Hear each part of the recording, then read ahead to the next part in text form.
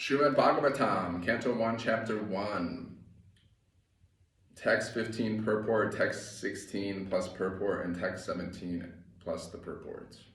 So continuing on, Text 15, the purport of Text 15.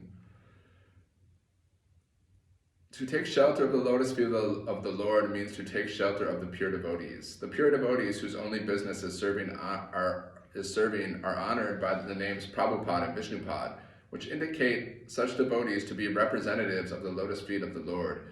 Anyone, therefore, who takes shelter of the lotus feet of a pure devotee by accepting the pure devotee as his spiritual master can be at once purified. Such devotees of the Lord are honored equally with the Lord because they are engaged in the most confidential service of the Lord. For they deliver out of the material world the fallen souls whom the Lord wants to return home back to Godhead.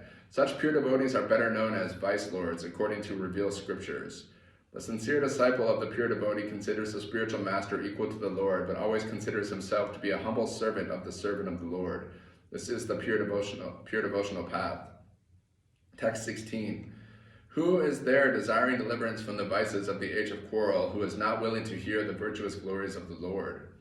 Purport. The age of Kali is the most condemned age due to its quarrelsome features. Kali Yuga is so saturated with vicious habits that there is a great fight at the slightest misunderstanding. Those who are engaged in pure devotional service of the Lord, who are without any desire for self-aggrandizement, and who are freed from the effects of fruitive actions and dry philosophical speculations, are capable of getting out of the estrangements of this complicated age.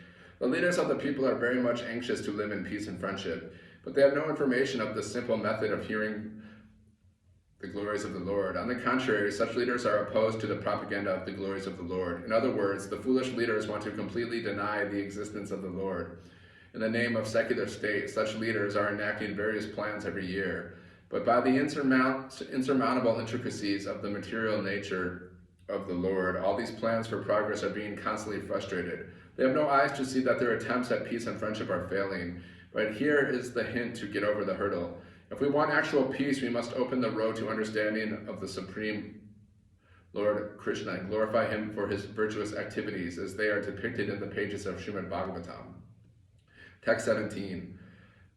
His transcendental acts are magnificent and gracious, and great learned sages like Narada sing of them. Please therefore speak to us who are eager to hear about the adventures he performs in various incarnations.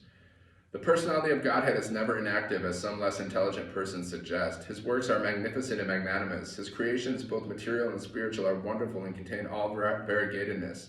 They are described nicely by such liberated souls as Srila Narada, Vyasa, Valmiki, Devala, Asita, Madhava, Sri Chaitanya, Ramanuja, Vishnu Swami, Nimbarka, Sridhar, Vishwanath, Baladev, Bhaktivinoda, Siddhanta Saraswati, and many other learned and self-realized souls. These creations, both material and spiritual, are full of opulence, beauty, and knowledge, but the spiritual realm is more magnificent due to its being full of knowledge, bliss, and eternity. The material creations are manifested for some time as perverted shadows of the spiritual kingdom and can be likened to cinemas. They attract people of less intelligent caliber who are attracted by false things. Hare Krishna. Gauranga.